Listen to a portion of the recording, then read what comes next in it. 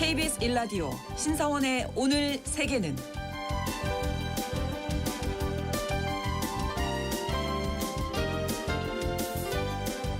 안녕하십니까. 아나운서 신성원입니다. 이른바 트럼프판 유엔으로 불리는 새로운 국제기구 평화위원회가 공식 출범했습니다. 우리 시간으로 어젯밤 스위스 다보스 포럼 행사장에서는 헌장 서명식이 열렸고 사우디아라비아 등 19개 나라가 서명에 참여했는데요. 이 평화위원회는 출범 전부터 논란이 많았습니다. 10억 달러, 우리 돈으로 약 1조 5천억 원을 현금으로 내면 영구 회원국 자격을 얻을 수 있다는 조항 때문에 평화를 돈으로 사는 것이라는 비판을 받고 있고요. 또 스스로 종신 의장을 맡은 트럼프 대통령이 평화위원회로 유엔을 대체하려고 한다는 이야기도 나오고 있는 상황입니다. 우리나라도 초청장을 받고 고민이 깊은 상태인데요. 이 평화위원회 어떤 기구이고 왜 논란이 되고 있는 건지 잠시 후 수상한 GPS에서 자세히 살펴보겠습니다. 오늘 주목할 국제사회 뉴스 헤드라인 뉴스와 키워드로 정리해드립니다. 통신원 취재 수첩 파키스탄 소식 전해드리겠습니다. 지난 18일 카라치의 한 쇼핑몰에서 대형 화재가 발생해서 최소 55명이 숨졌는데 이 사망자는 더 늘어날 것으로 보입니다. 파키스탄에서는 이런 대형 화재가 반복되고 있다고 하는데요. 근본적인 대책 마련이 미흡한 상황입니다. 자세한 현지 상황 통신원 연결해서 알아봅니다. 1월 23일 금요일 KBS 1라디오 신성원의 오늘 세계는 시작합니다.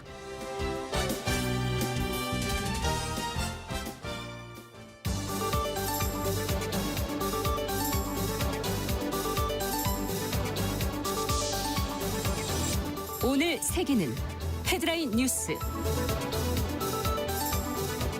트럼프 미국 대통령이 그린란드에 대한 전면적 접근권 확보를 위해 유럽과 협상 중이라고 밝혔습니다.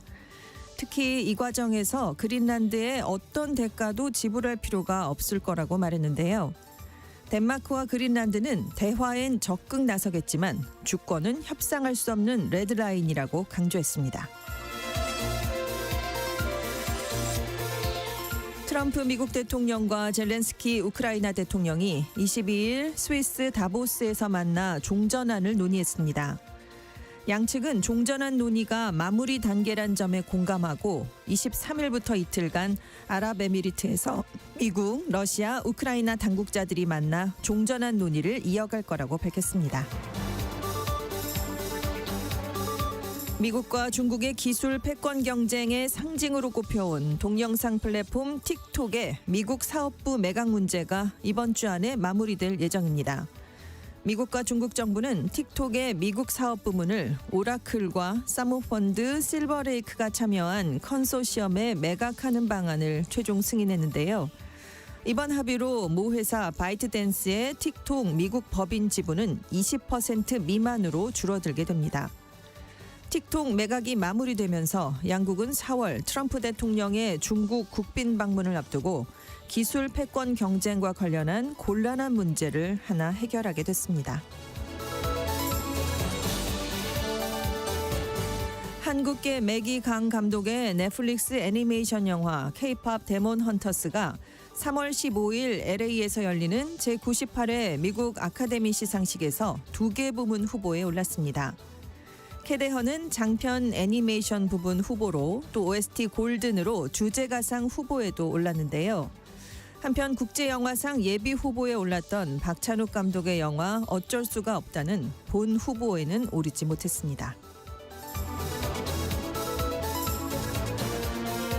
머스크 테슬라 최고 경영자가 다보스 포럼에서 내년 말쯤 휴머노이드 로봇 옵티머스를 일반 대중에게 판매할 수 있을 거라고 밝혔습니다. 또 테슬라의 완전 자율주행 소프트웨어 FSD가 다음 달 유럽에서 감독형 승인을 받을 수 있고 중국에서도 비슷한 시기가 될 수 있다고 말했는데요. 머스크 CEO는 올해 말이나 늦어도 내년엔 인간보다 더 똑똑한 인공지능이 등장할 거라면서 5년 안에 AI가 인류 전체보다 더 뛰어난 지능을 가질 수 있다고 전망했습니다. 오늘의 헤드라인 뉴스 외신캐스터 전주현 씨가 전해주셨습니다. 이번에는 키워드로 정리한 국제사회 소식 살펴보겠습니다. 첫 번째 키워드 거래의 기술. 네, 트럼프 대통령의 거래 기술이 또 한 번 발휘됐습니다. 그린란드에 대한 전면적 접근권을 확보하는 방향으로 유럽과 협상을 진행 중이다. 이렇게 얘기를 했는데요. 또 그린란드를 둘러싼 갈등과 관련해서 유럽이 보유하고 있는 미국의 자산을 매각하는 방식으로 맞서면 대규모 보복에 나설 거다. 이렇게 경고를 했습니다. 그래서 트럼프 대통령이 그린란드 또 유럽 세력을 겨냥해서 강력하게 엄포를 놨는데 그린란드에서의 군사 경제적 영향력을 대폭 끌어올리는 계기를 마련했다. 이런 평가가 나왔습니다. 네. 트럼프 대통령은 자신의 저서 거래 기술에서 처음부터 판을 좀 크게 흔들고요. 상대에게 과도하게 높은 요구를 한 뒤에 양보를 얻어내는 전략을 자주 펴고 있지 않습니까? 그렇죠. 네, 이번에도 아주 극단적으로 몰다가 최대한 양보를 이끌어내면서 트럼프식 거래 기술 전략을 구사했다는 평가가 나왔습니다. 지금 세부적인 협상을 하고 있다고 합니다. 근데 핵심은 그린란드에 대한 전면적 접근이고 기한은 정해진 게 없다. 이렇게 얘기를 했는데요. 네. 아무 대가도 우리는 지불하지 않을 것이다. 이렇게 또 설명을 했습니다. 그래서 이 국가 안보뿐만이 아니라 국제 안보와 직결되기 때문에 우리가 그린란드를 가져야 된다. 이런 주장을 또 한 번 폈고요.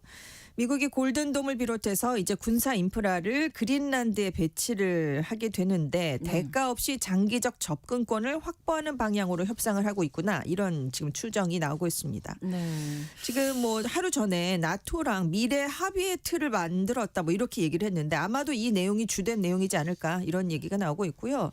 그린란드 광물에 대해서 미국 쪽에서는 접근권을 보장해 주는 반면에 중국과 러시아 쪽은 접근을 배제하는 내용도 들어간 것으로 지금 일단 알려져 있습니다. 네. 그래서 뭐 일단 관세는 어제 철회를 한다 이렇게 얘기를 그렇죠. 했고요. 네네. 그래서 지금 소유권을 확보하겠다라더니 이제 전략적 접근으로 방향을 튼 게 아니냐 이런 분석이 나왔는데 지금 금융시장에서는 유럽 국가들이 미국에 대응하기 위해서 10조 달러 약 1경 4,660조 원 규모로 추산되는 미국 주식과 국채 등을 매각한다. 이렇게 나오니까 좀 전략을 바꾼 게 아니냐. 그렇죠. 예, 이렇게 얘기를 하고 있는데요. 네네. 그 트럼프 대통령마저도 뭐 미국과 집단 방위로 맺어져 있는 나토 국가들이 완전히 등을 돌리면 미국도 짊어질 안보와 경제적 부담이 상당할 수 있다라고 판단을 그렇죠. 해서 네네. 이렇게 물러선 게 아니냐 이런 평가가 나왔습니다. 거래 기술이 네. 예, 있습니다. 독특한 이 거래 그렇습니다. 기술이. 자기 저서 제목이기도 하고요. 네. 그렇습니다. 자, 다음 키워드 둘보단 셋이 좋다. 네, 트럼프 미국 대통령과 젤렌스키 우크라이나 대통령이 22일에 만났습니다. 스위스에서요. 이제 종전한 논의가 마무리 단계다라면서 러시아랑 3자 회의를 갖자 이렇게 합의를 했는데요. 네. 우크라이나의 안전보장안 경제 재건 계획에 대해서 1시간 정도 논의를 가졌습니다. 그래서 우크라이나 방공망 같은 기존 쟁점에 대해서 좀 폭넓은 사항을 논의했다고 하는데요. 네. 일단 긍정적 평가가 양측 정상으로부터 다 나왔습니다. 트럼프 네. 대통령이 앞으로 어떻게 될지 지켜보겠다라면서 푸틴 러시아 대통령을 향해서 전쟁을 끝내야 된다 이런 얘기를 내놨고요. 젤렌스키 대통령도 미국과 종전한 문서들이 잘 준비됐다. 그래서 23일부터 아랍에미리트에서 미국, 러시아, 우크라이나 당국자들이 만날 건데 이게 첫 번째 3자 회담이다라면서 회의 개최 자체를 긍정적인 신호다 이렇게 평가를 했습니다. 네. 이날 미국의 안전보장안이 또 합의가 됐다고 합니다. 우크라이나가 큰 성과를 거둔 셈인데요.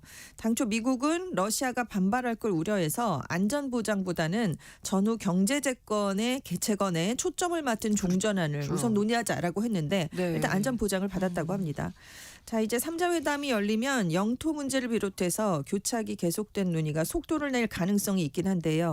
하지만 항상 이 남아있는 이 조그마한 이 부분이 양보를 네. 못하기 때문에 그동안 합의가 안 이루어진 부분이지 않습니까? 네. 새 3자가 만나도 과연 접점을 찾겠느냐 쉽지 않다라는 전망이 벌써부터 나오고 있고요. 네. 그래서 리터 나토 사무총장은 평화회담이 곧 마무리되길 희망하지만 아마도 4월이나 5월은 돼야 가능할 것 같다라는 예상치를 내놨습니다. 이전에도 미국, 우크라이나 이렇게 만났을 때는 긍정적인 평가가 있었지만 그렇죠. 러시아가 들어오면 그러니까요. 3자가 만났을 땐 또 어떤 평가가 내려질지 좀 지켜봐야 되겠습니다.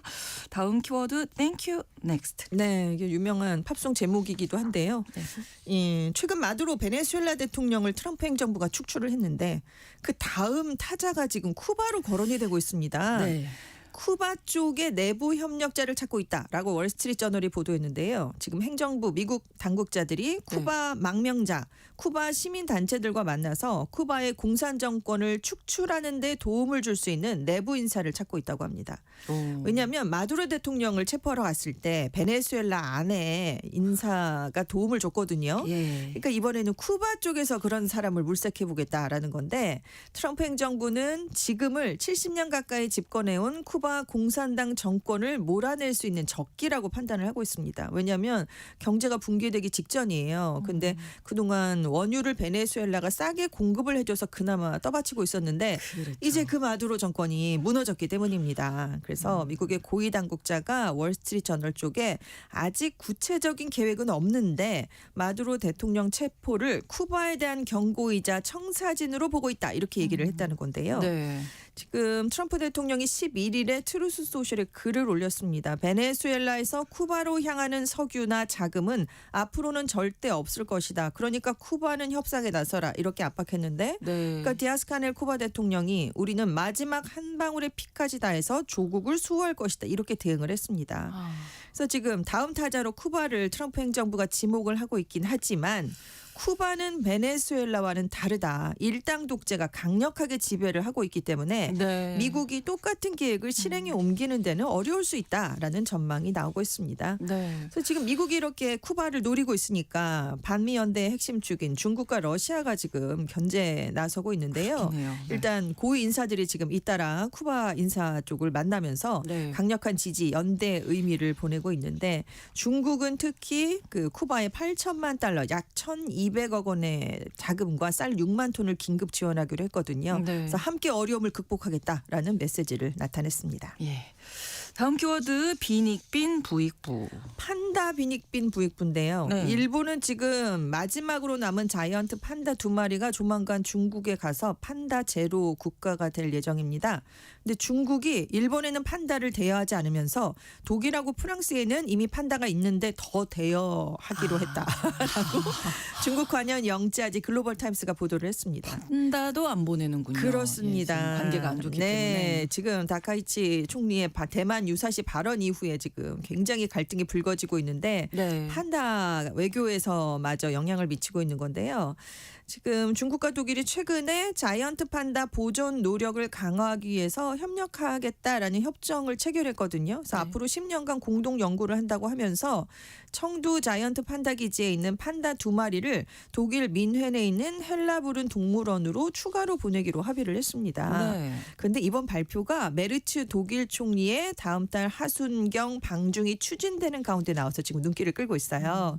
지금 독일은 베를린 동물원에 자이언트 판다 멍멍과 자우칭 2마리가 있습니다. 이들이 출산한 새끼 2마리는 이미 중국에 갔고 남아있는 2마리도 이제 몇 년 안에 중국에 돌아가게 되는데 그럼 멍멍 자우칭만 남는데 지금 다른 쪽에 추가로 2마리를 더 빌려준다라는 얘기입니다. 그리고 작년 12월에 마크롱 대통령이 프랑스 대통령이 중국을 방문했거든요. 그래서 2027년에 프랑스에도 새로운 판다를 대여한다라는 발표가 나왔던 적이 있습니다. 근데 지금 72년에 중국과 일본이 국교를 정상화한 이후에 계속해서 판다를 대여해 줬었거든요. 중국이. 54년 만에 이제 제로 판다 국가가 되는데 남아있는 지금 도쿄 우에노 동물원에 쌍둥이 판다가 2마리 남아있는데 27일에 중국으로 반환됩니다. 마지막으로 관람할 수 있는 날짜가 25일이에요. 그래서 지금 동물원에 우리 푸바오 갈 때처럼 줄이 정말 어마어마하게 늘어서기 시작했습니다. 이번 주까지는. 그렇습니다. 중국 외교부가 내놓은 발언이 또 지금 주목을 받고 있는데 판다를 추가로 대여할 계획이 없다는 걸 좀 애둘러 얘기했어요. 협정을 연장할 뜻이 있나요? 라고 기자들이 물었더니 일본에 많은 판다 팬이 있다는 걸 알고 있다. 일본 국민들이 중국에 와서 자이언트 판다를 보는 걸 환영한다. 이렇게 얘기를 해서 일본에는 당분간 판다가 가지 않을 것 같습니다. 이렇게 갈등이 깊어지고 있습니다. 다음 키워드 금운동 올림픽 랠리. 다가오는 동계올림픽이 아니고요. 지금 금과 은에 이어서 구리 가격이 사상 최고치를 기록하고 있습니다. 그래서 지금 금운동 올림픽 랠리 아니냐 이런 얘기가 나오고 있는 건데요. 그러다 보니까 중국의 최대 규모 보석 시장에 금괴, 은괴가 아니라 구리괴, 동괴가 등장을 했습니다. 동괴. 네. 네. 선전시의 수이베이 보석상가에 순도 999.9의 구리바를 판매하는 상인들이 등장을 했던 건데요. 네. 형태는 골드바랑 똑같이 생겼습니다. 1kg짜리 투자용 구리바의 가격이 182안 약 38,000원에서 282안 59,000원 사이에 형성이 됐는데요. 네. 현재까지 200여 킬로그램이 판매가 됐었다고 합니다. 근데 구리바를 판매한대라는 사실이 알려지니까 상가 측이 구리바를 판매하지 말라, 매대에서 철수하라라는 통보를 내렸대요. 왜냐하면 여기가 보석 상가잖아요. 그러니까 우리는 주력 판매 품목이 귀금속이니까 네. 동괴는 팔지 말라. 지금 상가 측이 이렇게 단속을 하고 있는 건데 네. 그래서 외부에 전시되고 있는 구리바는 없는데 재고가 아직 남아 있고요. 제작 주문도 가능하다라고 상인들이 아름아름 이렇게 손님들에게 알려주고 있다고 합니다. 네, 주인들한테 말하면 이제 구할 수는 있는 네, 거네요. 네, 그렇습니다. 네. 근데 전문가들은 구리바를 구입하면 위험한 투기가 될 수 있다라고 경고를 하고 있는데요. 네. 왜냐하면 구리바가 가공, 포장의 비용이 다 들어간 겁니다. 그래서 구리 현물 가격과 구리바의 단가 차이가 좀 크기 때문이고 구리는 시장 변동성이 굉장히 크니까 아무래도 위험성이 높아지겠죠. 그렇죠. 네. 그리고 구리바를 되팔 때는 골드바처럼 현금 교환성이 크지 않습니다. 50에서 60%밖에 금액을 쳐주지 않을 수가 있거든요. 그러니까 네네. 조심을 해야 된다라고 얘기를 하고 있는데 도대체 구리 가격이 얼마나 올랐길래 동괴가 나왔느냐. 그러게요. 올 들어 구리 가격이 1톤당 13,000달러 약 1,900만 원을 돌파하면서 사상 최고치를 경신했습니다. 지금 AI 열풍이 불면서 구리가 데이터 센터를 만드는데 필수적인 광물이다. 그렇죠. 이렇게 주목을 받고 있거든요. 네. 그래서 지금 사상 최고치를 돌파하긴 했는데 앞으로 추가로 상승할 여지도 얼마든지 있다. 이런 그러네요. 예측도 나오고 있습니다. 금, 운동 모든 것이 네, 다 오르는 오르고. 그런 네. 시기가 아닌가. 예. 다음 키워드 사람보다 낫다. 네, 라면서 미국에서 자율주행차가 사람이 운전하는 차보다 더 안전하다라고 오. 판단한 보험사가 등장을 했습니다. 네. 뉴욕에 기반을 두고 있는 온라인 보험사예요. 레모네이드라는 곳인데 네. 21일자로 테슬라의 감독형 자율주행 소프트웨어인 FSD를 활성화하고 주행할 경우에 마일당 보험료를 약 50%나 할인해주는 자율주행차 보험을 출시한다고 발표했습니다. 이게 자율주행차 전용으로 설계된 최초의 보험 상품이라고 합니다. 네네. 이 레모네이드 측은 자율주행이 이루어지는 동안 위험도가 현저히 떨어졌다라는 데이터 분석 결과를 반영해서 이런 상품을 내놨다라고 얘기를 했는데요. 네. 또 테슬라의 FSD 소프트웨어가 업데이트될수록 차량의 안전성은 계속 향상될 것으로 예상이 된다. 그래서 보험료가 추가 할인될 것으로도 전망이 된다. 이런 얘기를 함께 내놨습니다. 네. 그래서 와이닝거 공동 창업자 겸 사장이요. 360도 전방위를 감지하고 절대 졸지 않으며 밀리초 단위로 반응하는 자율주행차를 인간과는 비교할 수가 없다. 네. FSD로 주행하는 테슬라가 인간이 운전하는 차보다 사고 발생률이 훨씬 낮다. 이렇게 얘기를 했는데요. 네. 이 보험을 26일부터 일단 애리조나주에서 먼저 출시를 하고 한 달 뒤에 오리건주 등으로 확대를 한다고 합니다. 네. 그런데 이제 레모네이드 측은 자율주행차에 대해서 긍정적으로 해석을 내렸지만 블룸버그 통신은 부풀려진 면이 있다 이렇게 지적을 했는데요. FSD를 활성화한다고 해도 운전자가 지속적으로 주의를 하고 개입이 필요하기 때문에 이건 네. 유의할 필요가 있다라는 지적입니다. 네. 또 테슬라도 FSD가 차량을 완전한 자율주행차로 만든 건 아니다라고 명시를 하고 있는데요. 네. 더군다나 테슬라는 FSD 이용 주행 중에 교통법규를 위반한 다수의 사례가 적발이 돼서 지금 미국 도로교통안전국의 조사를 받고 있습니다. 그래서 그렇군요. 아직은 좀 이른 게 아니냐 이런 평가가 나오고 있는 겁니다. 절대 졸지 않는다는 데에서는 뭐 네, 인정을 할 공감이 수밖에 납니다. 없는데 도로에 워낙 변수들이 그렇죠. 많아서요. 네네. 아직은 좀 지켜봐야 되지 네네. 않나. 자, 다음 키워드 No by January. 미국 MZ세대 사이에서 1월 한 달 동안 필수품을 제외한 모든 소비를 중단하는 이른바 1월 구매 금지 No by January 챌린지가 확산되고 있습니다. 아무것도 안 산다는 거죠. 1월 한 달 동안은. 생필품 빼고는요. 빼고. 아주 필요한 거 빼거든. 올해 32살이 된 한 뉴요커가요. 한 달 무지출 챌린지를 통해서 월 1,000에서 1,500달러에 달하던 생활비를 300달러, 한 44만 원, 그러니까 146만 원에서 220만 원을 썼다가 예. 44만 원으로 줄일 계획이다라는 그 챌린지 계획을 발표했습니다. 네. 의류, 화장품, 커피, 술을 안 먹고 안 사고 주당 네, 술, 예. 배달이나 외식을 10번 정도 했는데 이걸 3번 정도로 줄이겠다. 이러면 줄일 수 있다라는 얘기인데요. 네네네. 일단 자기 재정 상태가 괜찮긴 한데 친구들이 하도 불안해서 그게 전염이 된 건지 AI 때문에 일자리가 대체될 거에 대한 걱정을 너무 해서인지 정신적으로는 일단 스트레스를 많이 받아서 하게 됐다. 이렇게 설명을 했습니다. 네. 한 달을 넘어서 아예 1년 동안 하는 장기 챌린지를 하는 젊은 층도 있는데요. 네. 한 24세 청년이 작년 1월에 직장을 잃었습니다. 그래서 2025년 한 해 동안 내가 필수품만 사겠다. 주당 소비를 $30, 44,000원 이하로 제한하겠다라는 목표를 세우고 SNS에 모든 과정을 기록해서 공유했습니다. 일단 한 해가 지나갔잖아요. 그렇죠. 돌이켜 보니까 책임감은 커졌는데 스트레스 너무 많이 받았다. 이런 얘기를 했어요. 그런데 예, 그럴 아무튼 수 깨달은 있어요. 게 있대요. 쇼핑은 취미가 될 수 없다. 필수품이라고 여겼던 물건 중에 상당수는 그렇지 않더라라는 걸 이분은 깨달았다고 합니다. 아무튼 작년 12월에 No by January 구글 검색량이 5년 만에 최고치를 미국에서 기록했는데요. 네. 최근 설문조사를 해봤더니 응답자의 한 25%가 나도 이거 시도해 본 적이 있다라고 했고 12%는 올해 할 거다 이렇게 답을 했다고 합니다. 응답자의 약 45%는 현재 생활비가 비싼 것 같다라고 답을 했는데요. 그래서 아무래도 물가가 비싼 게 무지출 챌린지가 이어지고 있는 주요한 배경 중에 하나로 꼽히고요. 경제적 불확실성도 굉장히 중요한 요인 중에 하나로 꼽혔습니다. 네. 다만 반론도 있습니다. 통계적으로 1월에는 일반적으로 소비자들이 연말에 쇼핑을 다 많이 끝내고 소비를 줄이는 시기여서 아무래도. 이러지 않겠느냐. 예, 예. 이런 새해 얘기. 결심도 많이 그렇죠. 하잖아. 나 요번에 좀 줄일 거야. 줄여보겠다. 네. 너무 1월로 많이 쓰고. 끝나지 않을까. 그러니까요. 또 목록이 오지 않습니까? 맞아요. 내가 12월에 쓴 목록이. 예, 네. 아무튼 불필요한 소비는 어쨌든 뭐 네. 줄이면 좋겠죠. 좋은 일이죠. 네, 네. 네.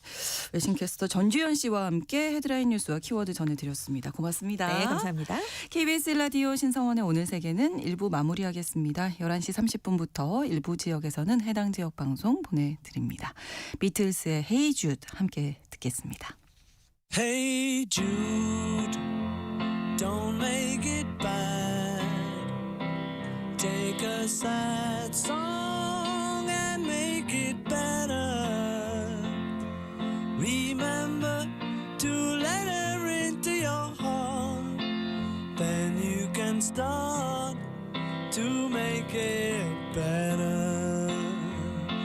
Hey Jude, don't be afraid.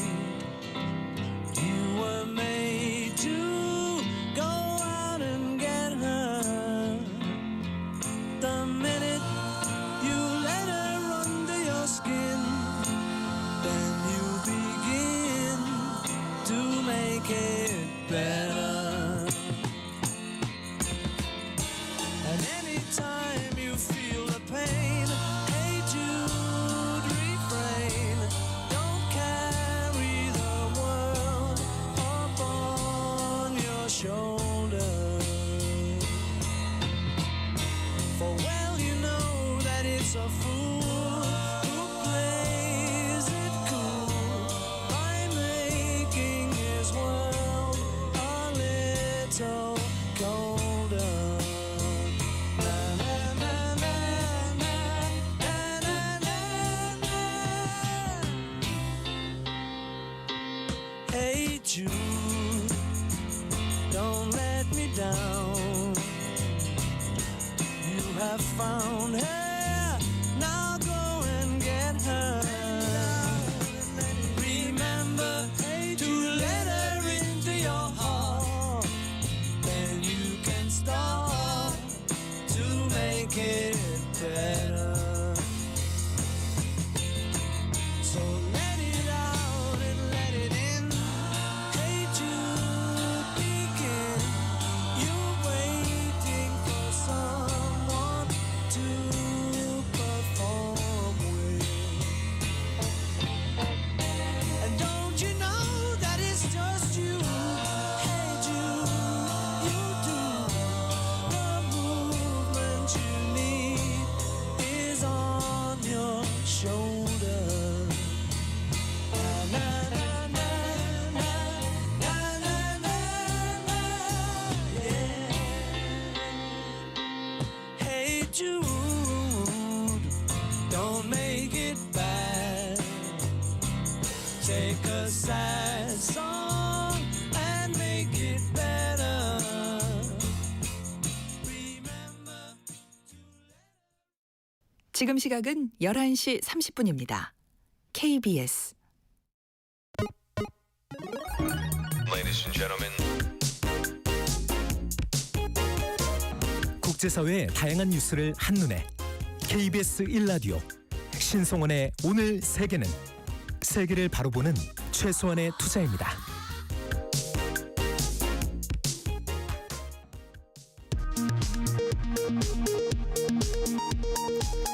이 시각 라디오 정보센터 뉴스입니다.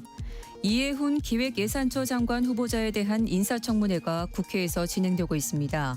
이 후보자는 아파트 부정청약과 영종도 부동산 투기, 보좌진 갑질 폭언, 증여세 탈루, 자녀 병역 특혜 의혹 등을 받고 있습니다. 이재명 대통령이 오는 5월 만료를 앞둔 다주택자 양도세 중과 면제 제도에 대해 오늘 SNS를 통해 연장은 전혀 고려하지 않고 있다고 밝혔습니다. 쿠팡의 주주인 미국 주요 투자사 두 곳이 개인정보 유출 사태와 관련해 정부와 국회가 쿠팡에 차별적인 대우와 압박을 가해 손해를 봤다면서 한국 정부를 상대로 국제 투자 분쟁 중재 의향서를 제출했습니다. 2027학년도 의대 정원을 결정하기 위한 정부 논의가 막바지에 접어들었습니다. 향후 5년간 매년 최소 380명 이상 증원할 것으로 예측됩니다. 다만 의료계는 의대 교육 여건을 이유로 반발하고 있습니다. 새해 들어 정부 경제정책 방향이 발표되고 주가 상승이 이어지면서 소비자 심리지수가 한 달 만에 다시 상승세로 전환됐습니다. 한국은행은 이달 소비자 심리지수가 110.8로 지난달보다 1포인트 올랐다고 발표했습니다. 트럼프 미국 대통령이 젤렌스키 우크라이나 대통령과 만나 안전 보장안 등에 거의 합의한 걸로 전해졌습니다. 모스크바에서는 푸틴 대통령과 미국 대표단의 회담이 열렸습니다. 지금까지 라디오 정보센터 뉴스 정원나였습니다.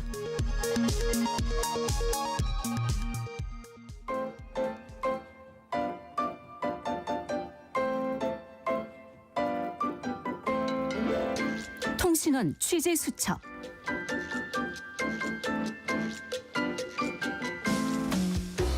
통신원 취재 수첩, 오늘은 파키스탄 카라치 박성준 통신원 연결해 보겠습니다. 안녕하세요. 안녕하세요. 네, 카라치의 한 쇼핑몰에서 대형 화재가 발생했는데 지금 상황은 어떻습니까? 네, 제가 있는 파키스탄 남부 신드주 카라치에서는 얼마 전 대형 화재가 발생했습니다.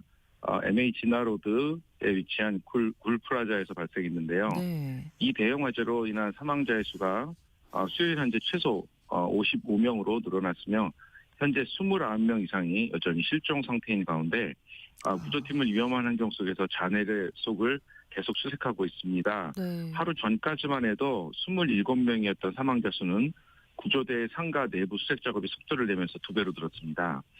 구조팀은 지난 토요일 밤늦게 화재가 발생한 지 거의 40시간 만에 건물에 진입했지만 건물 곳곳에서 불길이 다시 타오르면서 구조 작업이 차질을 빚었습니다. 관계자들은 특히 광장이 붕괴된 부분에서 잔잔한 연기와 강렬한 열기가 구조 작업을 더욱 어렵게 만들었다고 밝혔습니다. 네. 신드주 총리 무라드 알리샤는 굴프라자 참사의 사망자 수가 계속 증가하는 것에 대해 애도를 표했습니다. 그는 새로 수습된 시신들이 즉시 병원으로 이송할 것을 지시했으며 시신의 안전한 이송을 위해서 잔해 작업을 일시적으로 중단하도록 명령했습니다. 네. 발견된 시신들의 대부분은 신원 확인이 불가능할 정도로 훼손되어서 DNA 검사가 필요한 상황입니다. 그렇군요. 여전히 실종 상태인 사람들을 찾기 위한 수색 작업도 속도를 내고 있다고요? 네, 그렇습니다. 수요일에도 구조 작업이 더욱 강화되었다고 관계자들이 밝혔으며 네. 구조대는 여전히 실종 상태인 21명에 대한 수색 작업이 이어가고 있습니다. 일부 실종자 가족들은 쇼핑상가 3층에서 진행 중인 수색 작업이 느리다고 불만을 제기하기도 했습니다.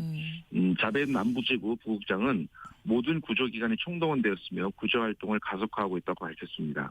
그는 잔해에서 수습된 시신의 신원 작업 진행 중이라고 덧붙였습니다. 또한 잔해의 제거 작업이 완료되면 신도 건축 통제 당국이 제출한 보고서에 따라서 노후화된 구조물을 철거할 수 있다고 밝혔습니다. 구조팀은 건물 2층, 3층 그리고 지하에서 수색 작업을 하고 있습니다. 폭발물 처리반은 이틀 연속으로 굴프라자 주변에 배치되어 있습니다. 한편 아직 화재 원인을 밝히지 못한 상태인데요. 시경찰국과 폭발물 처리반은 이 현장을 조사했으며 화재가 급속도로 확산된 원인에 대해서 최종 판단은 폭발물 처리반의 보고서가 제출된 후에야 가능할 것이라고 밝혔습니다. 좀 시간이 걸릴 것으로 보이는데 이 굴플라자의 건축 관련 기록이 사라졌다 이런 보도가 있어서요. 이런 자료들 화재 원인을 밝히는데 아주 중요할 텐데요. 네, 그런 보도가 있었는데 네. 신드건축물관리국은 해당 보도를 반박했습니다. 신드건축물관리국은 굴프라자 건축 관련 기록이 사라졌다는 내용을 담은 일부 언론 보도를 완전히 근거 없는 사실이라고 다르다고 일축했습니다. 네. 굴프라자 건축은 1980년도에 건설되었으며 수정된 계획은 1998년에 승인되었습니다. 네. 이후 2001년 건축물 정비화 개정 조례에 따라서 2003년에 관련 규정에 따라 정식으로 정비화되었고 건물주는 2003년 4월 14일에 준공 증명서를 발급받았다고 합니다. 네. 근데 카라치에서 이런 치명적인 화재 사고가 좀 빈번하게 발생하는 편이라고요. 네, 2023년 11월에는 쇼핑몰 화재로 10명이 사망하고 22명이 부상을 입었습니다. 또한 2012년에는 한 우리 공장 대형 화재로 260명이 사망하기도 했는데요. 파키스탄 인권위원회는 인명손실에 대해서 깊은 우려를 표명하고 이번 사건이 도시행정, 건물 안전 및 비상 대비에 있어서 만성적이고 치명적인 실패를 다시 한번 드러냈다고 밝혔습니다. 그리고 화재 원인이 아직 확실히 확인되지 않은 것이 매우 우려스럽다라고 네. 지적했습니다. 네. 또 더욱 심각한 것은 화재가 그토록 빠르게 확산되어서 수많은 인명 피해를 발생시킨 것은 시스템적 과실이면서 이는 특히 노동계층의 불균형으로 더 큰 영향을 미쳤다라고 덧붙였습니다. 인권위에는 카라치 전역의 반복으로 발생되는 이러한 사건들을 통해서 건축 규정이 제대로 시행되지 않고 있으면서 구조 서비스의 인력이 심각하게 부족하다는 점을 보여준다고 밝혔습니다. 네. 단기적으로는 신도 주정부는 책임 소재를 규명하기 위해서 독립적인 조사를 실시한 필요가 있다고 말하고 있고요. 장기적으로는 화재 안전 기준과 비상 대응 체계를 시급히 개편해야 된다고 말하고 있습니다. 이러한 사고가 더 이상 반복되지 않도록 네. 지방 정부가 역량을 키워서 재난 방지에 더 큰 노력을 기울여야 할 것 같습니다. 네, 너무나 많은 희생이 있었기 때문에 안타까운 사고인 것 같습니다. 오늘 소식 전해주셔서 고맙습니다. 네, 감사합니다. 네, 파키스탄 카라치에서 박성준 통신원이었습니다.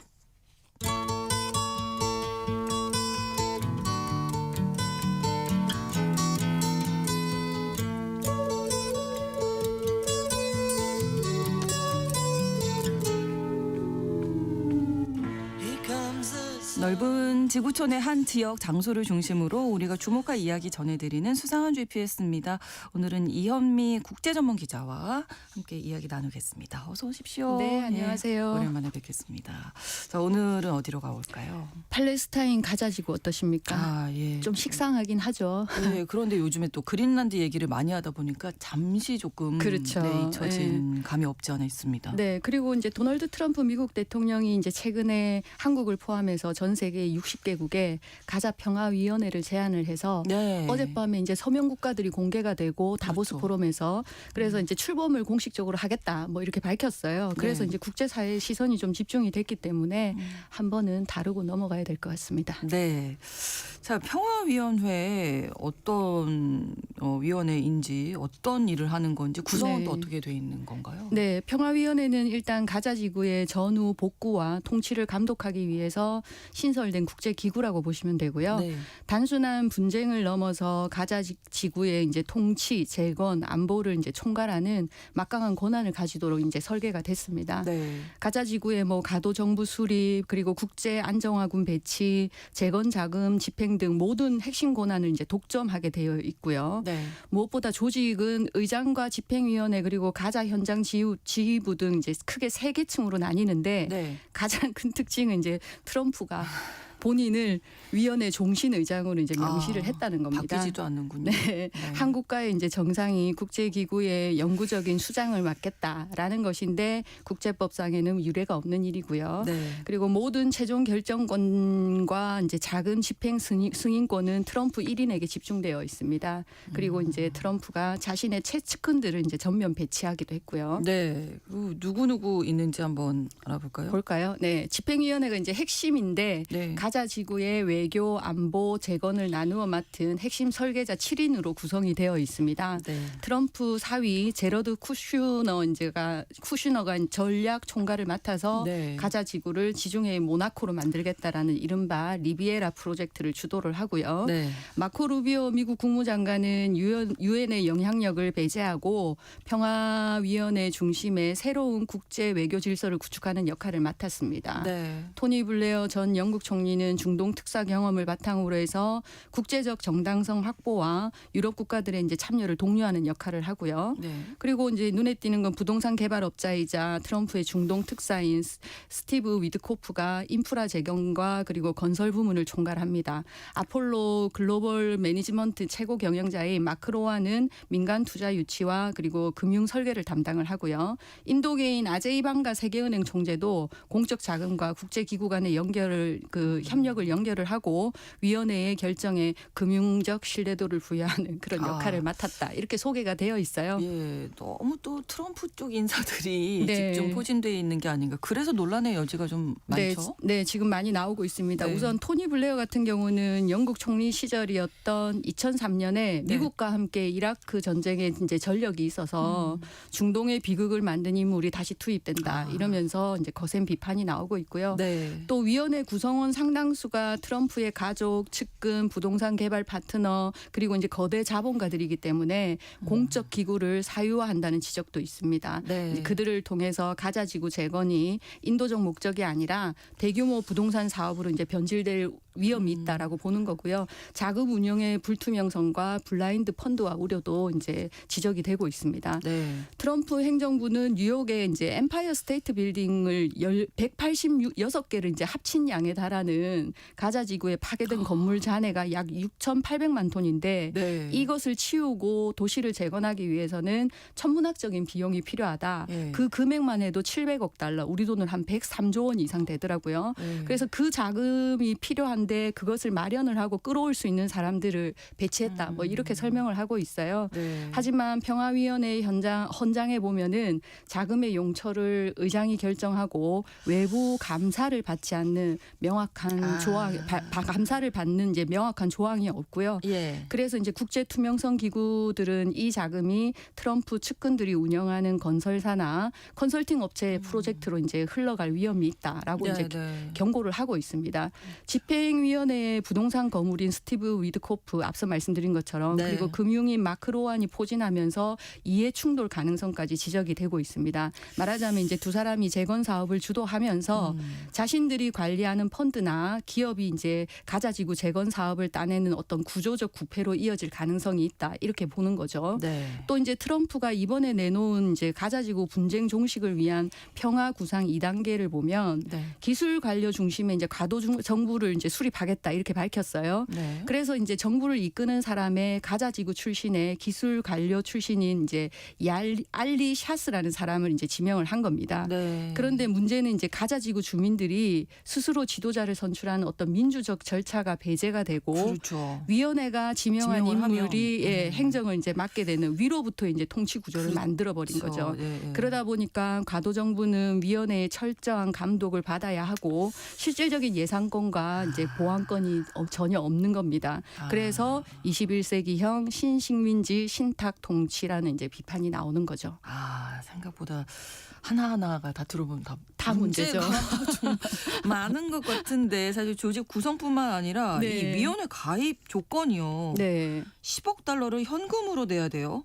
우리 그러게요. 돈으로 1조 4,700억 원. 그러게요. 지금 환율로. 네네. 예. 말이 안 되는 거죠. 이게 이 가자 평화위원회 헌장에 따르면 이제 위원회 회원국 지위는 철저하게 이제 기여금에 따라서 나뉩니다. 예. 일반 회원국은 이제 현금 기부 없이 가입은 할 수 있는데 네. 임기는 단 3년에 불과하고요. 더군다나 이제 독소 조항이 있는데 임기 연장은 의장 의장인 트럼프의 전적인 재량에 달렸다. 이 조항이고요. 의장이 권한이 너무 많은데요. 그렇죠. 여러모로. 그래서 이제 트럼프 눈밖에 나면은 언제든지 이제 축출이 될 수 있는 거죠. 그렇죠. 네. 그리고 반면에 헌장을 발효한 후 1년 이내에 10억 달러 이상의 이제 현금을 일시불로 납입하는 국가에 한해서는 네. 3년 임기 제한을 주지 않고 영구 상임 이사국 자격을 부여를 합니다.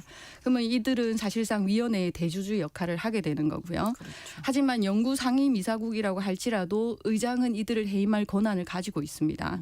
상임 이사국 해임 시에는 다른 회원국 3분의 2 찬성이 있어야 한다. 뭐 이런 거부권 조항이 있기는 해요. 그런데 의장 권한이 워낙 막강해서 네. 뭐 형식적일 뿐 현실화되기는 쉽지 않을 것이라는 분석이 나오고요. 심지어 이제 상임 이사국에서 해임이 된다. 그러면은 이미 납입한 10억 달러를 돌려받을 수 있는 규정이 없어요. 아. 네, 따라서 이제 트럼프가 마음에 들지 않는 회원국을 쫓아내고 그 돈을 몰수를 할 수도 있는 구조인 거죠. 결국 그렇군요. 트럼프의 평화위원회는 국제기구의 기본 질서를 흔드는, 즉 생존을 위해서 돈을 지불해야 하는 페이투플레이 외교의 뭐 좀 적나라한 현실을 그대로 보여준다. 뭐 이렇게 볼 수 있을 것 같습니다. 그러네요. 이게 네. 가자지구에만 적용이 되는. 그건 아닌 것 같아요. 아, 왜냐하면 평화위원회는 초기에는 이제 유엔 안보리 결의안 28035를 통해서 가자 휴전 중재용으로 이제 승인을 받았습니다. 네. 그런데 실제 공개된 헌장을 보니까 가자라는 단어가 단 한 번도 언급이 되지가 않은 겁니다. 아. 그래서 이제 대신 위원회를 글로벌 분쟁을 해결하는 영구적 기구로 정의를 하고 있는 거죠. 이것은 가자 지구를 일종의 이제 베타 테스트 구역으로 그렇죠. 삼아서 네. 이제 향후 우크라이나나 대만 문제 등 모든 국제 네. 분쟁에서 유엔의 역할을 이제 찬탈하려는 의도가 아니냐라는 분석이 나오는 이유이기도 하고요. 글로벌 분쟁이라고 해서 이제 포괄적으로 다 적용을 해보겠다. 그렇죠. 일단 가자지구부터 시작을 해본다. 시작해보자. 예. 여기서 테스트 한번 해보자. 뭐 이런. 예. 그러면 유엔이라는 이제 국제 기구가 있는데 네. 유엔과의 어떤 관계 설정? 매우 그것도 쉽지 애매하네요. 않겠죠. 예. 네. 트럼프는 평화위원회를 이제 통해서 우선 가자 지구 문제를 다루면서 우리가 네. 앞서 말씀드린 것처럼 유엔을 철저히 배제하고 오히려 유엔 분담금을 삭감해서 위원회로 좀 돌리려고 하는 그런 의도로 보여지고요. 네. 이제 이런 움직임은 80년간 유지된 세계 질서를 한 개인의 이제 입맛대로 해체하려는 시도다라는 지적이 이제 나오고 있습니다. 네. 국제사회가 평화위원회를 트럼프판 유엔이라고 이제 부르는 이유이기도 하고요. 네. 위원회 구상을 이제 발표하기 전에 왜 트럼프가 그 유엔 산하기관 등 66개 국제기구에서 미국이 탈퇴하는 그 대통령 각서에 서명한 적도 있잖아요. 그렇죠. 그것도 이제 같은 목적으로 지금은 해석이 되는 거고요. 네. 하지만 트럼프 뜻대로 되면 국제법적 정당성이 훼손된다는 문제가 발생하고 네. 이제 그 이유는 이제 유엔 등 전통적인 국제기구는 주권 평등의 원칙을 따르지만 네. 평화위원회는 그게 아니라 자본력에 비례해서 국제적 영향력을 배분을 하기 때문에 경제력이 약한 개발도상국의 이제 목소리를 원천 차단을 하게 되는 거죠. 그러면 이제 국제기구를 이제 민간 기업의 이사회처럼 네, 네. 예, 그렇게 이제 운영을 하는 결과를 초래를 하게 되는 거고요. 그리고 이제 평화위원회가 외교적 협박 수단으로 변질될 우려도 있습니다. 이제 10억 달러를 내지 못하는 국가들은 3년마다 이제 트럼프에게 충성 심사를 이제 받아야 임기를 연장할 수가 있는 거죠. 네. 그러면 미국과의 관계 유지가 절실한 국가들은 원치 않더라도 트럼프에게 이제 머리를 숙여야 하는 뭐 그런 상황이 되는 거고 네. 이집트, 카타르, 요르단 같은 이제 인접국들 같은 경우는 가자 문제에 있어서 직접적인 이해관계에 있는데도 불구하고 자금이 부족해서 위원회 내에서는 좀 2등 국가로 전략하는 뭐 그런 처지에 놓여 있는 상황이기도 하고요. 네, 그러니까 트럼프 대통령, 미국 대통령으로서 임기가 끝나도 이게 계속 그렇죠. 되는 거니까. 그렇죠. 그렇군요. 우리나라도 지금 초청장을 받았죠. 네, 받았어요. 그래서 일단 정부의 공식 발표는 아직 없었는데 네. 트럼프의 이제 끈질긴 요구와 실질적인 압박에 따라서 10억 달러를 내는 상임 이사국 지위로 위원회에 참여하겠다라고 하는 쪽으로 가닥을 잡았다. 뭐 이런 보도가 나오더라고요. 네. 트럼프 행정부가 한국의 가입 여부를 한미 자유무역협정 재협상과 그리고 반도체 보조금 환수 문제와 직결시키겠다라는 비공식 경고를 보낸 결과다. 뭐라고 이제 해석을 이제 보도를 보니까 되어 있고요. 네. 정부는 예비비와 대외경제협력기금을 활용해서 우선 1차분 납입금을 마련하는 방안을 검토 중이다라는 내용이 있고 네. 대신에 가자지구 재건 사업 중에 스마트시티 건설과 통신인프라 복구 사업권의 상당 부분을 한국 기업이 우선 수주할 수 있도록 보장하는 빅딜이 성사됐다. 뭐 이런 내용이 포함돼 있어요. 네. 그런데 이제 10억 달러를 내기 위해서는 국회 비준이 있어야 하고 뭐 이를 회피하기 위해서 예비비 등 우회로를 선택을 하면 현행법 위반 가능성이 있다는 분석도 나오고 있더라고요. 네. 그래서 이제 여러 가지 논란이 있을 수 있는 부분이 있기 때문에 정부가 이런 문제들을 어떻게 다루는지를 좀 지켜보면서 네. 정부의 공식 발표를 보고 좀 판단해야 할 것 같습니다. 그렇군요. 네. 어렵네요. 이게. 어렵죠. 예. 네. 국제 안정화군 배치도 논란이 된다고요. 네, 이 평화위원회는 가자 지구의 치안을 담당할 이제 국제 안정화군을 창설을 했습니다. 네. 미군 장성인 제스퍼 제퍼스 소장을 이제 사령관으로 임명을 했고요. 문제는 이 군대가 가자 지구 내에서 무력 사용권하고 그리고 가자 지구 주민들에 대한 수사권을 갖는다는 것입니다. 그래서 이제 팔레스타인 측은 다국적 점령군이다 이렇게 반발을 하고 있고요. 네. 뭐 이스라엘 같은 경우는 이제 이 위원회에 들어간다고 하면서도 자신들의 통제를 벗어난 무장 병력이 국경에 이제 배치되는 것을 극도로 경계하는 분위기도 있고요. 또 이제 트럼프는 무엇보다 이제 팔레스타인 무장 정파 하마스의 완전한 무장 해제와 추방을 전제로 평화위원회를 운영하겠다라고 했는데 네. 현재까지도 하마스는 이제 지하 터널 등 이제 가자지구 곳곳에서 세력이 남아 있습니다.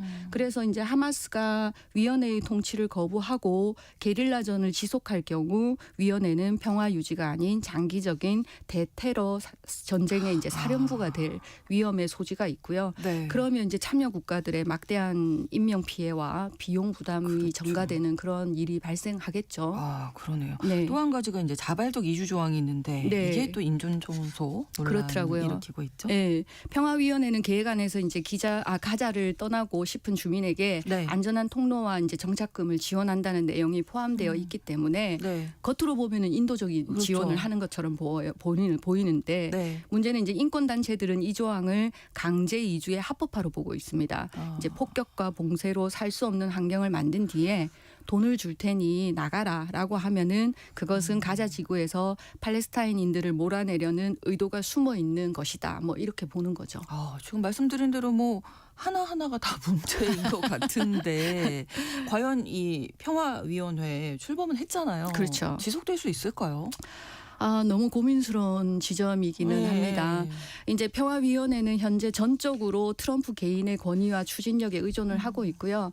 만약 미국의 이제 차기 행정부가 바뀌거나 그렇죠. 트럼프의 정치적 영향력이 약화되면 위원회에 거액을 투자한 국가들은 자금을 회수하지 못할 위험이 큽니다. 네. 그리고 미국 내에서도 이미 왜 우리 세금과 군대를 동원해서 남의 나라 땅을 통치하는 기구를 만드느냐라는 이제 고립주의적 여론은 이미 팽배해 있고요. 예. 그리고 트럼프의 개인적 명성을 위한 도구다라는 비판도 나오고 있습니다. 네. 이런 상황을 이제 국제사회가 잘 알고 있기 때문에 국제사회 입장에서는 이제 트럼프 제안에 신중할 수밖에 없는 거죠. 네. 근데 하지만 트럼프가 너무 압박의 강도를 매우 높이고 있기 때문에 경제적인 부분에서 압박을 하니까. 그렇죠. 예. 그래서 이제 울며 겨자 먹기식으로 가입에 찬성하는 국가들도 늘고 있습니다. 네. 그래서 이제 초청장을 받은 60개국 중에 처음에는 이제 별로 반응이 없다가 어젯밤 이제 밤사이에 공개된 걸 보면은 뭐 이스라엘, 이집트, 사우디아라비아, 헝가리, 아르헨티나, 러시아 등 뭐 20개국 이상이 뭐 참여하는 걸로 그렇게 되어 있더라고요. 네. 반면에 프랑스와 노르웨이, 스웨덴은 이제 가입을 거부했고 영국과 독일, 이탈리아, 인도, 중국, 유럽연합 집행위원회는 유보 상태입니다. 네. 근데 뭐 이들도 적극적으로 참여하지는 않을 것은 이제 눈에 보이는 거고요. 근데 이제 지금까지 진행 상황을 보면 이미 국제사회는 트럼프 지지파와 유엔 중심파로 균열이 생기고 있고 그렇죠. 네. 가자지구 문제를 넘어서 글로벌 외교 지형 자체를 흔드는 결과를 초래하고 있습니다. 따라서 만약에 트럼프의 평화위원회가 성공한다면 우리는 지난 80년간 익숙했던 법에 기반한 질서를 잃고 거래에 기반한 질서의 시대로 이제 강제 진입하게 되는 거죠. 그래서 이제 평화위원회의 지속 가능성을 우리가 타진하기 위해서는 네. 먼저 국제사회에 우리 스스로 좀 질문을 던질 필요가 좀 있을 것 같아요. 과연 우리는 평화를 상품으로 받아들일 준비가 되어 있느냐, 뭐 이 질문인 거죠. 평화가 상품이다. 네, 그래서 이제 저는 그 준비가 되어 있지 않고 그렇게 되어